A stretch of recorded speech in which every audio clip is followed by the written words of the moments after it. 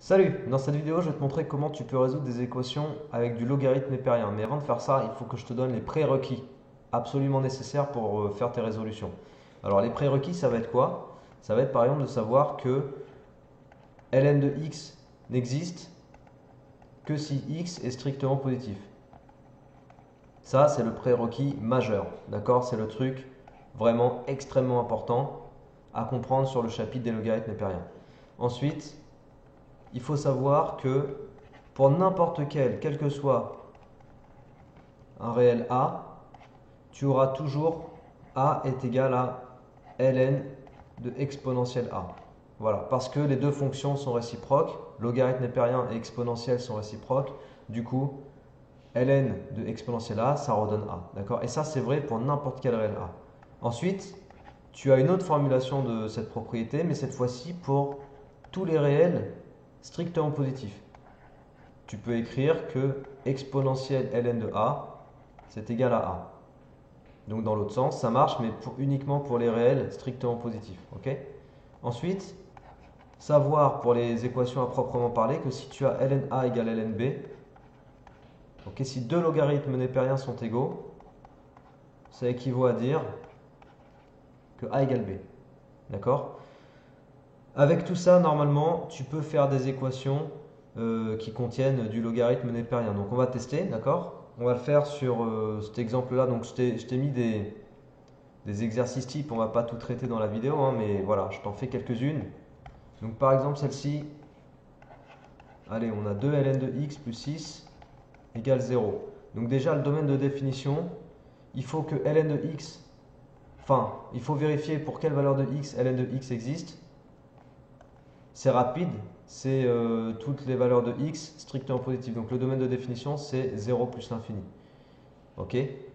À cause de ln de x, à cause du x, là, il faut que x soit situé entre 0 et plus l'infini pour que ln de x existe. Donc une fois que tu as dit le domaine de définition, tu peux résoudre. En fait, la question sur le domaine de définition, elle va se poser surtout avec des équations un peu plus abouties, comme je vais te montrer juste après. Donc là, je résous tout simplement. J'isole d'abord ln de x. Donc je divise par 2, là, ça fait moins 3. Et après, en fait, moins 3, je vais le transformer en ln exponentielle moins 3. Tu vois, pour me ramener à une forme ln a égale ln b. Et une fois que j'ai ça, bah, je peux poser que x égale exponentielle moins 3. Voilà. Exponentielle moins 3, ça appartient bien au domaine de définition. Tu vois, je vérifie tout le temps a posteriori que la solution que j'ai trouvée, elle est bien dans le domaine de définition que j'ai posé au départ. Et à partir du moment où c'est vérifié, du coup, j'ai mon ensemble solution. Et là, j'ai qu'une seule solution, c'est exponentielle moins 3. D'accord? Je te fais un autre exemple cette fois-ci où on va avoir plutôt de l'exponentielle. Ouais, par exemple lui. Et c'est pareil, hein, ça va faire intervenir la fonction logarithme népérien.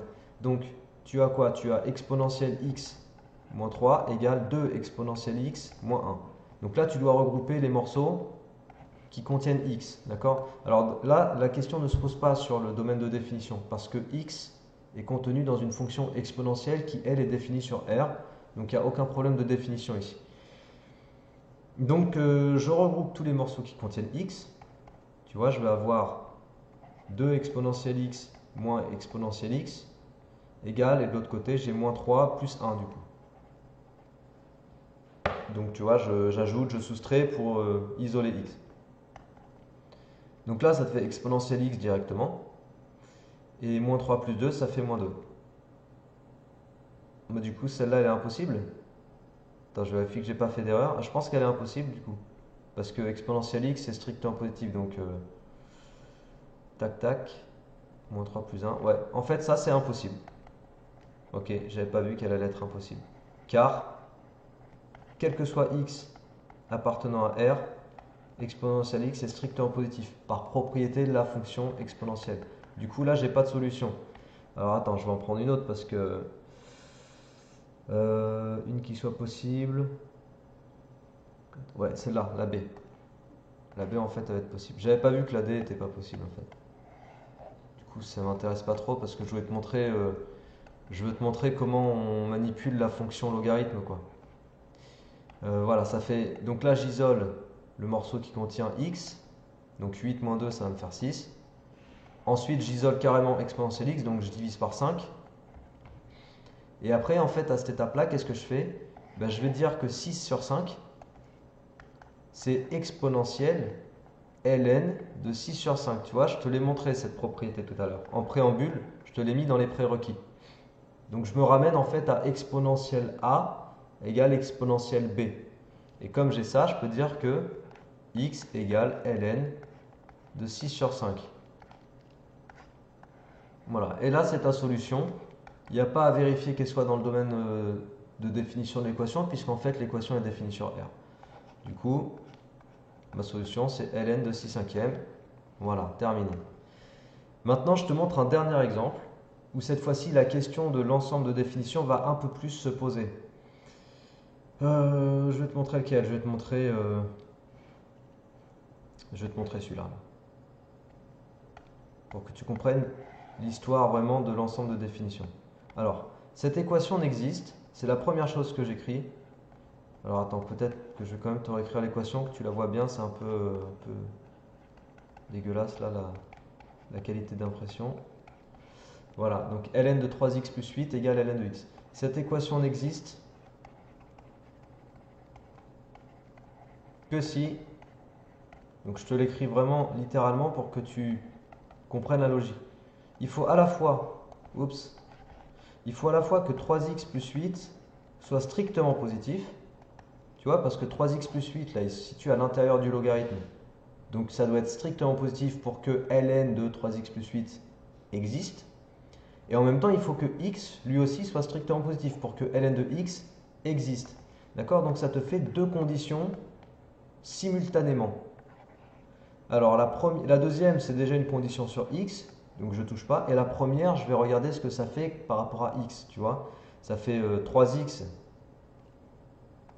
je fais un peu de tête, hein, 3x supérieur à moins 8, donc x supérieur à moins 8 sur 3. Tu vois, j'ai isolé x et je l'ai fait de tête parce que c'est pour avoir tout sous les yeux. Donc regarde comment je vais t'interpréter ça. Considère un axe, l'axe des réels. Je vais placer les graduations, donc 0 par exemple là. Moins 8 tiers ici. Ok. Donc x supérieur à moins 8 tiers, ça me donne quoi? Ça me donne toute cette partie-là. Tout ça là, c'est la zone x supérieure à moins 8 tiers. C'est toutes les valeurs de x plus grandes que moins 8 tiers. Et x supérieur à 0, c'est toute cette partie-là. Tu vois?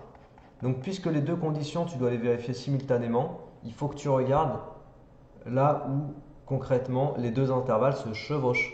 Et ils se chevauchent à cet endroit-là. Tu vois? Partout où x est supérieur à 0. Donc finalement, en fait, pour que ces deux conditions soient vérifiées simultanément, il faut que celle-ci soit vérifiée en fait. Si tu vérifies celle-là, l'autre elle sera vérifiée automatiquement. Tu vois, si x est positif, strictement, il est aussi strictement plus grand que moins 8 tiers. Donc, je vais dire que le domaine de définition de mon équation, tu vois, c'est de 0 à plus l'infini. Et tu vois, en ayant dit ça, on a juste, pour l'instant, on n'a même pas encore résolu l'équation. On a juste considéré les valeurs de x pour lesquelles l'équation existe. Maintenant, on peut la résoudre.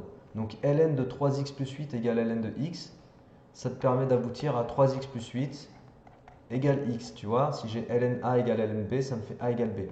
Après, tu isoles x, donc ça fait 3x moins x égale moins 8.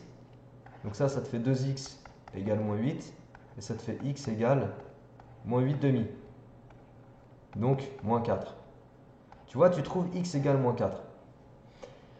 Mais maintenant, la question que tu vas te poser, c'est est-ce que moins 4 appartient, donc est-ce que la solution que tu trouves ici, elle appartient au domaine de définition? Réponse non, parce que moins 4, c'est pas compris entre 0 et plus l'infini. Donc regarde, moins 4 n'appartient pas au domaine de définition. Donc même si tu as trouvé une solution dans l'équation que tu résolvais, ça, moins 4, c'est solution de cette équation-là, on est d'accord. Mais ce n'est pas solution de l'équation de départ parce que ce n'est pas contenu dans le domaine de définition de l'équation de départ. Tu comprends la subtilité? Donc du coup, en fait, tu as un ensemble solution qui est vide. Voilà, ensemble vide. D'accord? Cette histoire d'équation logarithme népérien, c'est très subtil. Il faut que tu fasses très attention au domaine de définition. Comme je viens de te le montrer, tu peux trouver des solutions à l'équation, celle-ci là, sans pour autant que ce soit des solutions à ton équation de départ. C'est pour ça que si tu ne vérifies pas le domaine de définition, tu n'auras pas l'idée d'aller vérifier que ta solution finale est bien comprise dans le domaine de définition. Tu vois, si tu ne l'as pas vérifié, tu ne peux pas te le dire à la fin. Et du coup, tu ferais l'erreur. Donc voilà, sois très vigilant sur ces équations logarithmes népériens. Elles ne sont pas aussi simples qu'une équation basique avec uniquement du x. Et donc, elles ne sont pas non plus aussi simples que celles où tu as exponentielle x, tu vois. Celles que je t'ai montrées juste avant, là, elles étaient, je ne sais plus où. Je sais plus, j'ai perdu la page. Voilà, ça c'était un peu plus basique, tu vois, un peu plus simple. Celle avec le ln, un peu plus costaud quand même. Voilà, donc c'était juste une petite vidéo pour te montrer les subtilités liées à la fonction logarithme népérien, enfin aux équations qui contiennent ln de x, ou ln tout court. Ben, j'espère que ça va te servir à faire attention à ce genre d'équations et que tu auras compris un peu comment on fait pour résoudre ces équations-là. Je te dis à la prochaine. Ciao!